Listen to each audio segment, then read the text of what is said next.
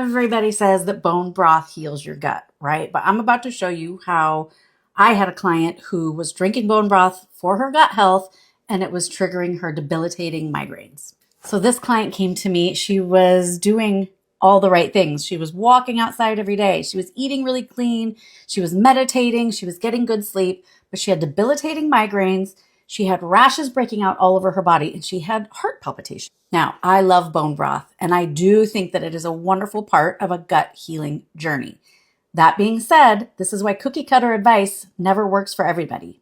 We ran this client's BiomeFX gut microbiome test, and we could see this happening in her gut. Very, very high histamine. So there are some foods that contain histamine or trigger a histamine response in the body. Bone broth is one of those foods.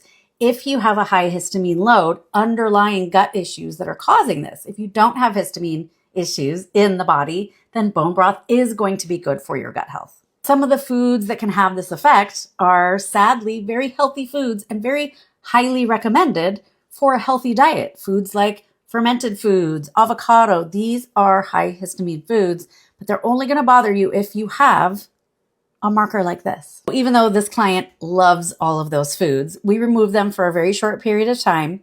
We rebuilt the integrity of her gut. We rebalanced her gut microbiome, got everything working properly again, and she was slowly able to add these foods back in with no reaction.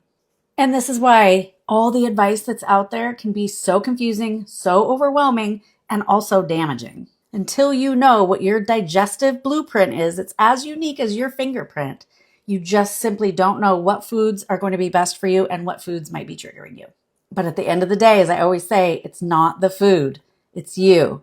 Not in a mean way, but if it was the food, no one would be able to eat it. It's something going on in your gut that is reacting to this food. And once we can see that on your test and get that addressed at the root, then you should be able to eat whatever you want. That's the goal.